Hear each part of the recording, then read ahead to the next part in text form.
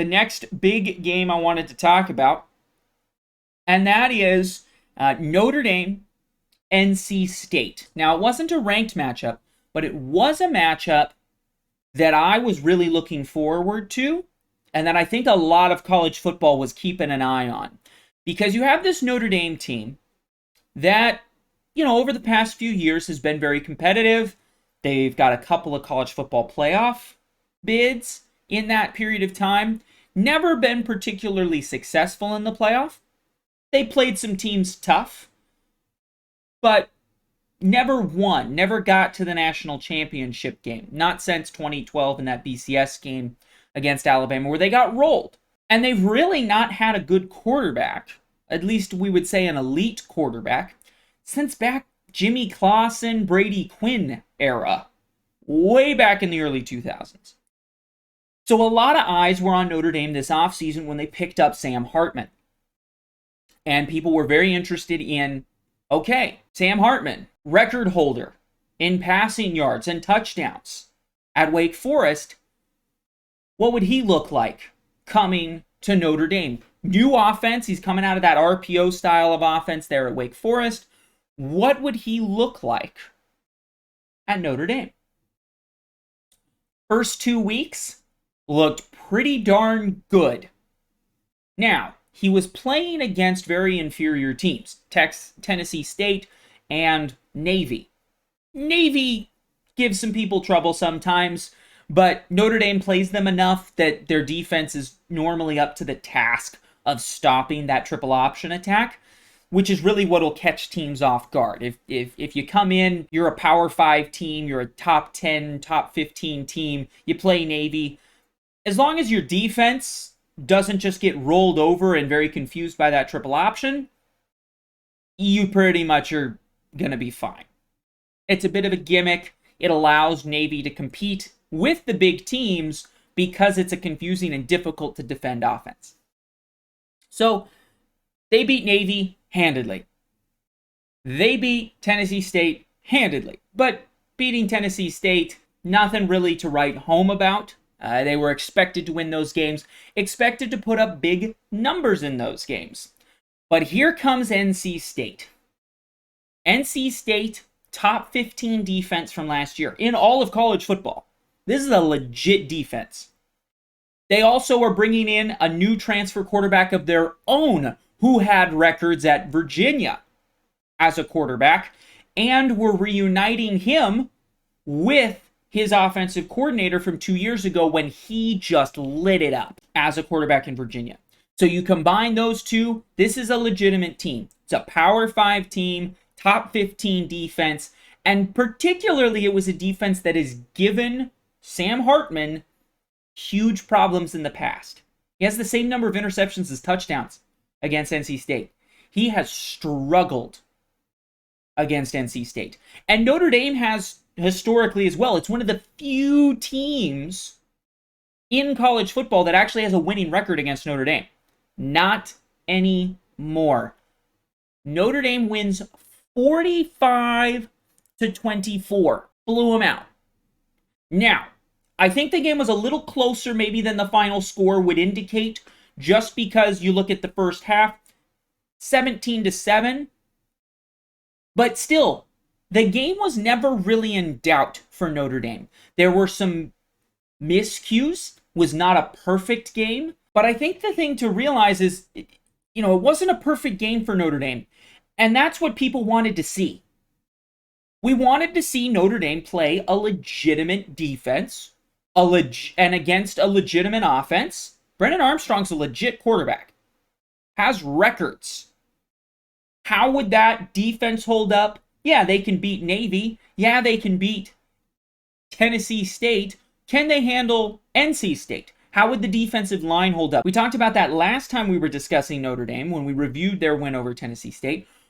How would the defense hold up against a Power 5 offensive line? Yeah, the defensive line, it doesn't have the depth of last year, but they seem to be pretty good in the first two games, but those were not legitimate offensive lines. NC State's got some big boys up front. So how would they handle it?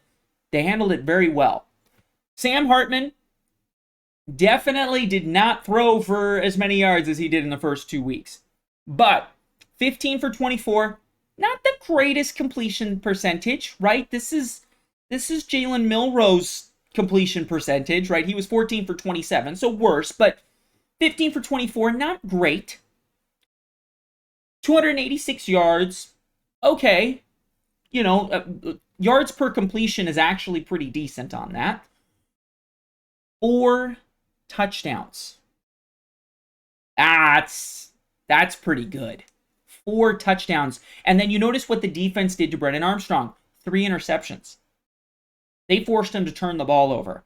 And, sometimes with turnovers, you look at it and you go, well, is that just they got lucky? No, they were pretty good picks. Audric Estime dominated. 134 yards rushing and 2 touchdowns. This really was a pretty dominant performance. Even though Hartman did lose a fumble, right? And really almost lost a second one. The first fumble that he had, we almost lost, and then he did lose a second one. So he was a little shaky to start. There seemed to be a bit of fear there. I think it was in his head a little bit. Man, I turned the ball over, was thinking too much, trying to make too big of a play. And that's the thing that I was really impressed with Notre Dame. This was not a perfect game. It was very far from it. But they still scored 45 points on a top 15 defense and won 45-24. And really the last touchdown in the fourth quarter, that was against backups. So it really was more like 45-17. Because really at the end of the game, this last touchdown here, it's towards the end. It's kind of junk time here. If you look, there's 2 minutes left to go in the game. Backups were in. They score another touchdown, but they still lost by a bunch. By 3 touchdowns. That's a beatdown. In a game where Notre Dame did not play particularly great. It was not a perfect game. They had some turnovers. They had some terrible penalty issues. I mean, the touchdown in the first half was like, it was a 60-yard touchdown drive with 45 yards of penalties. Like, Notre Dame did not play the best they could. And they still put up 45 points on a top 10 or top 15 defense last year. We'll see maybe this year they're not as good, but they returned a lot of guys expecting them to be good. They've been good for many years. I think this is pretty impressive. To come in on the road in a rainstorm, the game was delayed significantly because of thunder and lightning. So the beginning of the game, it was pretty sloppy out there. To put up 45 points, win in this fashion, dominate the second half and the fourth quarter, really dominate the fourth quarter. Pretty impressive win, I think, from Notre Dame. I said it earlier, and I am a Notre Dame fan, and you all know this, so maybe I'm a little overhyped, but I think this is a legit title contending team. You watch them play against NC State, and you're telling me that team can't compete with Texas? Can't compete with an Alabama? I think this team's better than Alabama. The rankings show that as well. Georgia's the team that nobody really knows about right now. They're coming off of, obviously, back-to-back titles, but new quarterback, haven't played anybody. Very interested to see when they play somebody legit, how they're going to do. But Ohio State's got some issues. You're looking at the top teams here in the polls. Michigan is probably, Michigan and Georgia we don't know about. Florida State looks really good. Ohio State, Penn State. But you're watching that Florida State LSU game. You're telling me Notre Dame can't compete with that? I think they can. I think they can play with them. And I think now they have a quarterback who can actually, lead a big drive down the field to score a touchdown. And that was something he did again. Last week we saw it, it was against Tennessee State, but this touchdown, minute and 16 left. NC State gets it to within 3. Makes it a 1-point game. Sam Hartman drives it right down the field. Touchdown.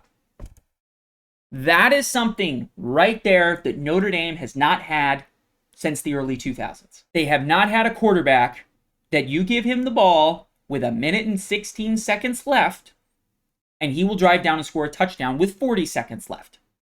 That drive took 36 seconds. In 36 seconds, they drove down and scored a touchdown in less than perfect weather conditions against a top 15 defense.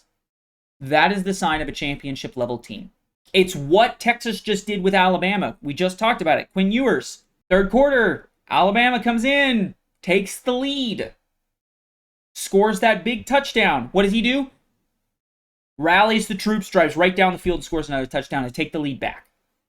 That's the sign of a championship level team. When you're playing against the best, and if Notre Dame played this game with this many, turnovers and penalties, I'm not saying that game would have beat a Texas or an Alabama.